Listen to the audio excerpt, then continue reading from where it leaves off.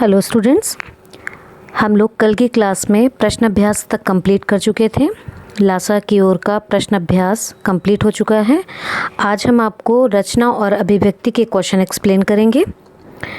उम्मीद है कि आपने प्रश्न अभ्यास के वो क्वेश्चन कर लिए होंगे जो हमने कल आपको एक्सप्लेन किए थे, और इसके अलावा जो मैंने आपको very short questions find out करने के लिए दिए थे, होप सो कि आपने वो भी कर लिए होंगे।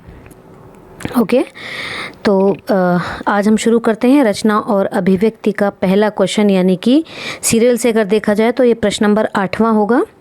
और इस प्रश्न से पहले आप रचना और अभिव्यक्ति की हेडिंग जो है वो स्केच पेन से ज़रूर डालिएगा।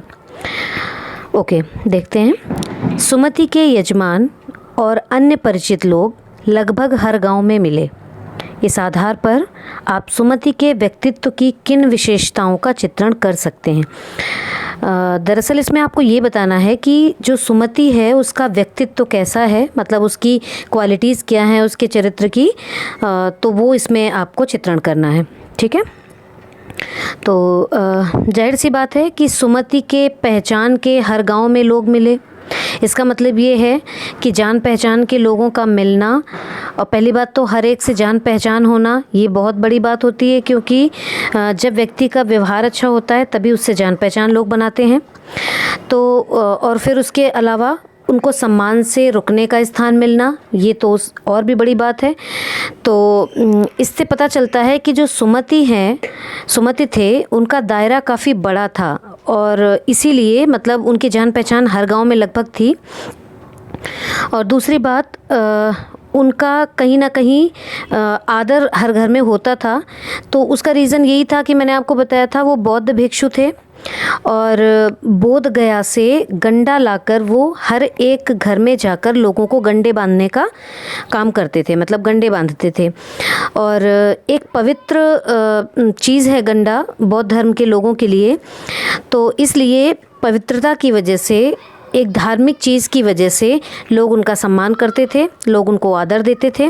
और इसी वजह से तिब्बत के लगभग तिंद्री प्रदेश में लगभग हर गांव में उनके परिचित के लोग उनसे मिले।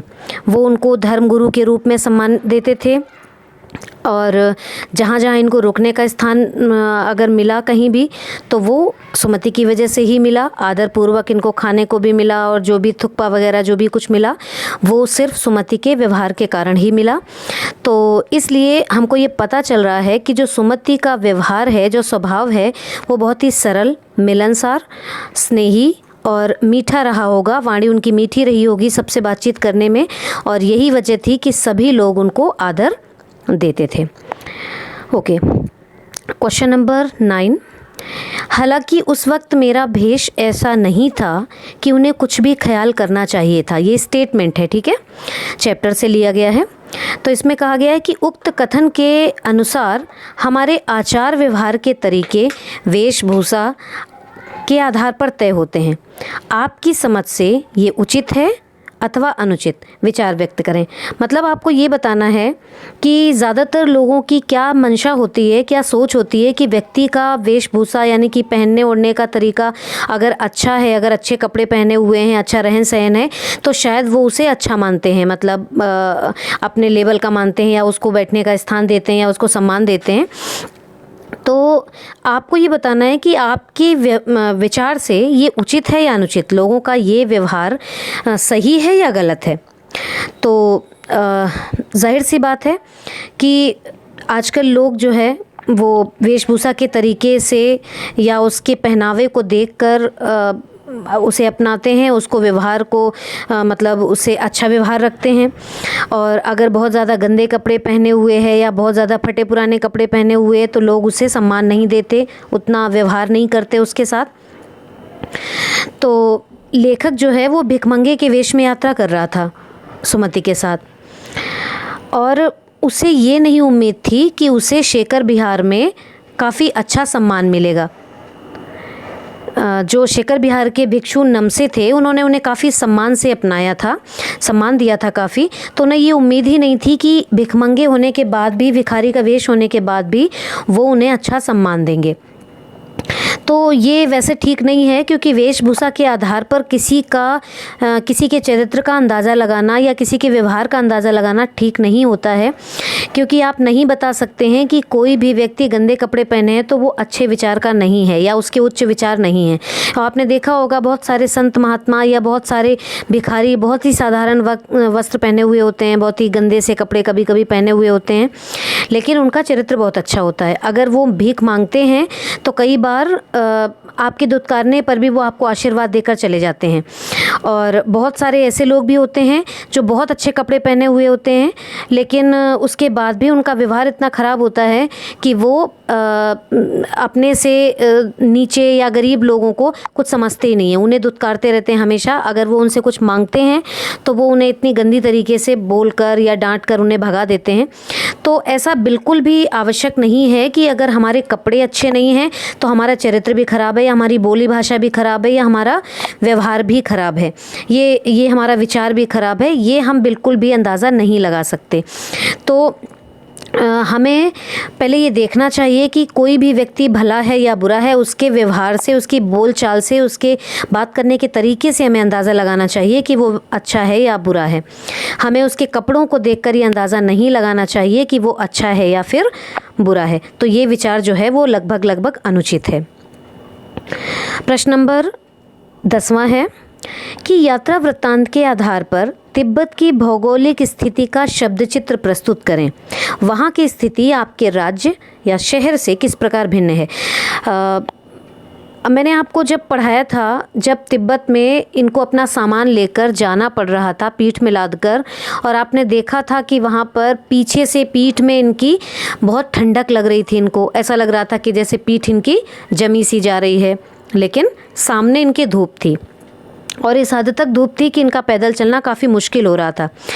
तो वहाँ की जो भौगोलिक स्थिति है उसका शब्द चित्र प्रस्तुत। शब्द चित्र का तात्पर्य होता है कि आप जो वहाँ का चित्रण है वो इस तरीके से शब्दों के माध्यम से करें कि वो चित्र जैसा दिखने लगे। मतलब इतना क्लियरली आपको बताना है कि वो स्पष्ट दिखने लगे कि वहाँ पर क्या स्थिति थी।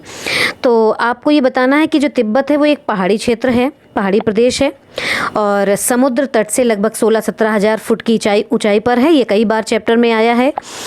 और इसके बाद वहाँ पर ऊंचे नीचे पहाड़ हैं, बहुत ही ऊंचे नीचे रास्ते हैं और कई गांव तो ऐसे थे जैसे कि तिब्बत में डांडे था, बहुत ही सुनसान खतरनाक इलाका था क्योंकि मोड़ था नदियों का और पहाड़ों का। तो इसकी वजह से वहाँ पर कोई भी दिखाई सुनाई नहीं देता था। वहाँ से काफ़ी दूर तक कोई आबादी नहीं होती थी, कोई आदमी दिखाई नहीं देता था वहाँ से। एक जगह तो इनको हिमालय की काफ़ी बर्फीली चोटियाँ दिखाई देती हैं, तो कहीं कहीं पर ऐसे पहाड़ दिखाई देते हैं जहाँ पर ना तो कोई हरियाली है और ना ही कोई बर्फ़ है वहाँ पर। ठीक है। इसके अलावा एक विशाल मैदान है तिनरी में, उसके चारों ओर पहाड़ हैं, बीचों बीच एक पहाड़ी है और उस पहाड़ी में एक मंदिर है टापू में। तो उस टापू के जो मंदिर है उसमें ढेर सारे जानवरों के सींगों और रंग बिरंगे कपड़ों की झंडियों से उस मंदिर को सजाया गया है। और वहाँ ठंडी भी बहुत पड़ती है और जब सीधी धूप पड़ती है तो काफ़ी तेज़ भी लगती है। तो ये पूरा भौगोलिक चित्रण है वहाँ का जो आपको इस क्वेश्चन में बताना है। क्वेश्चन नंबर 11 है कि आपने भी किसी स्थान की यात्रा अवश्य की होगी। यात्रा के दौरान हुए अनुभवों को लिखकर प्रस्तुत करें। मतलब आपको अपने एक्सपीरियंस शेयर करना है इस आंसर में। आपने अभी तक की लाइफ में, क्लास 9th तक की लाइफ में, अभी तक की उम्र में आपने कहीं की भी यात्रा की हो, कहीं पर भी घूमने गए हो अपने पेरेंट्स के साथ, अपने स्कूल के साथ या अपने क्लासमेट्स के साथ, कहीं पर भी गए हों, तो वहाँ का आपको अनुभव कुछ उसी तरीके से लिखना है जैसे कि किसी यात्रा को आप, जैसे यात्रा का वृत्तांत राइटर ने लिखा है, कुछ इस तरह से ही आपको इसमें वर्णन करना है। ठीक है। क्योंकि यात्रा वृत्तांत जैसे राइटर ने लिखा है कि मैं वहाँ गया, मुझे ऐसे फील हुआ, मुझे वहाँ पर ये दिखाई दे रहा था, फिर वो मिले, तो इस तरीके का आपको वर्णन करना है कि मैं इस जगह गया, मैं इस सन में गया या मैं इस क्लास में पढ़ रहा था तब मैं गया, मेरे साथ कौन कौन था, मैंने वहाँ क्या क्या देखा, मैंने क्या अनुभव प्राप्त किए वहाँ पर, मतलब अच्छा लगा, बुरा लगा, जो भी कुछ, या फिर कुछ नया आपने वहाँ पर सीखा या देखा, समझा, जाना। तो जो कुछ भी आपको अनुभव, एक्सपीरियंस आपका रहा वहाँ की यात्रा में, वो आपको यहाँ पर बताना है इस क्वेश्चन में। ओके। क्वेश्चन नंबर जो 12 है, मतलब इस क्वेश्चन का आंसर आपको खुद ही लिखना है बेटा। ओके। क्वेश्चन नंबर जो 12 है, उसमें पूछा गया है कि यात्रा वृत्तांत गद्य साहित्य की एक विधा है। मैंने आपको बताया था स्टार्टिंग में कि गद्य साहित्य जो है, साहित्य के दो पार्ट्स होते हैं, गद्य और काव्य। ठीक है, तो फिलहाल हम जो चैप्टर पढ़ रहे हैं वो गद्य साहित्य की गद्य विधा का है और गद्य की ही एक विधा है। तो जो यात्रा वृत्तांत है वो गद्य की एक विधा है। ठीक है, तो इस चैप्टर में मतलब इस पूरी पाठ्य पुस्तक में, जो आपकी पाठ्य पुस्तक है क्षितिज, तो आपकी इस पाठ्य पुस्तक में कौन कौन सी विधाएं हैं। पहले तो आप इसमें 2 क्वेश्चन इंक्लूडेड हैं बेटा। ठीक है, पहले क्वेश्चन पूछा है कि आपकी इस पाठ्य पुस्तक में कौन कौन सी विधाएं हैं। ठीक है, फिर पूछा गया है कि प्रस्तुत विधा उनसे किन मायनों में अलग है। तो दोनों क्वेश्चन का आंसर आपको देना इसी आंसर में है, लेकिन क्राइटेरिया डिसाइड कर दीजिएगा। पहले तो आपको क्या करना होगा, पहले वाले का आंसर देना है कि आपके इस पाठ्य पुस्तक में कौन कौन सी विधाएं हैं। तो आपको जितने चैप्टर गद्य के हैं, विधाएं सिर्फ गद्य में होती हैं, ध्यान रखिएगा बेटा। तो जितने भी चैप्टर गद्य के हैं उन सभी चैप्टर्स में से आपको पता चल जाएगा जब आप पढ़ेंगे स्टार्टिंग में ही, जहाँ पर राइटर का होता है वर्णन और चैप्टर स्टार्ट होता है, उससे पहले बता दिया जाता है कि ये गद्य की कौन सी विधा है।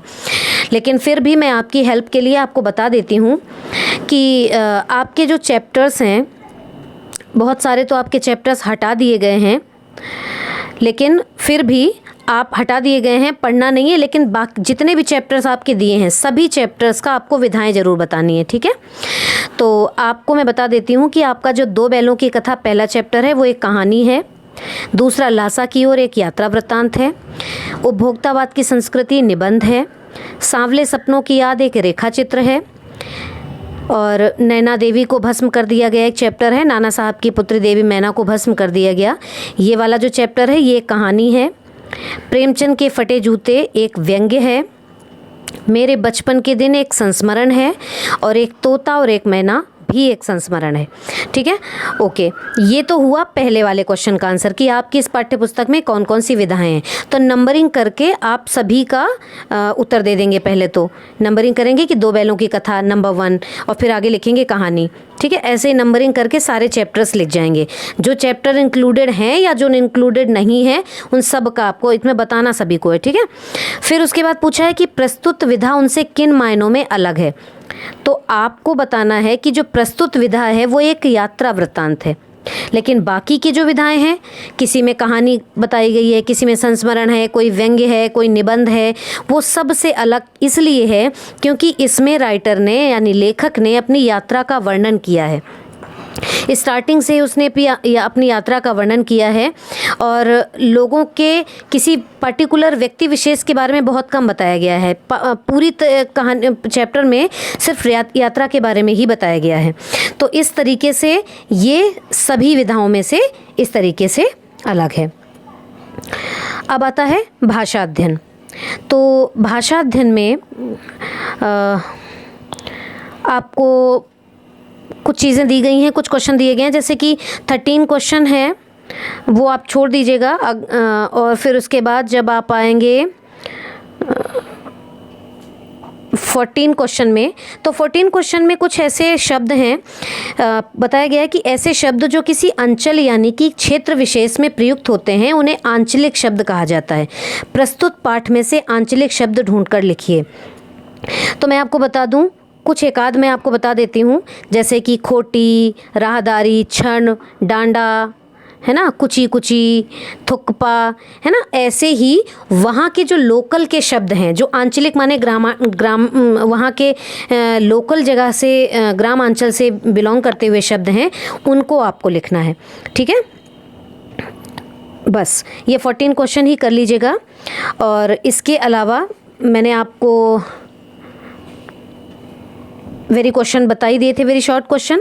इसके बाद पाठ्येतर सक्रियता में एक और चीज़ है, एक पैसेज दिया हुआ है, अनसीन पैसेज। तो उसमें दिया गया है कि निम्नलिखित गद्यांश को पढ़कर दिए गए प्रश्नों के उत्तर दीजिए। तो ये गद्यांश है और इस गद्यांश को ध्यान से पढ़िएगा। पढ़ने के बाद में 5 क्वेश्चन दिए गए हैं, इन 5 के आंसर इसी गद्यांश में मिल जाएंगे आपको। ये ज़रूर कर लीजिएगा, ऊपर डाल दीजिएगा अपठित गद्यांश नाम की हेडिंग डाल के, और इस क्वेश्चन को कर लीजिएगा, अनसीन पैसेज को भी। ओके, अब आपका चैप्टर कंप्लीट होता है। बेटा मैं बहुत जल्दी आपका टेस्ट भी लेने वाली हूँ। इससे पहले मैं ये चाहती हूँ कि इस चैप्टर तक का वर्क आपका कंप्लीट हो जाए, तो मुझे एक बार पीडीएफ बनाकर मेरे नंबर पर आप लोग ज़रूर भेजते जाइए। पहले ग्रामर का सारा वर्क मुझे भेज दीजिए एक साथ, कि आपने ग्रामर के सारे चैप्टर कर लिए। उसके बाद आपको भेजना है काव्य के। फिर जब गद्य के मैं चैप्टर करवा लूँगी तो मुझे गद्य के सारे चैप्टर चाहिए। ओके बेटा, तो मैं उम्मीद करती हूँ कि व्याकरण जो आपका बहुत पहले से हो गया था, उस चैप्टर को आपको वो सारे जितने भी 3 चैप्टर थे ग्रामर के, वो तीनों ही चैप्टर जो है आपको मुझे पीडीएफ में ये दिखाना है करके कि हाँ आप जो है मुझे कंप्लीट करके दिखा रहे हैं, तो मैं ओके करूँगी। ओके ठीक है, ओके, थैंक यू बेटा।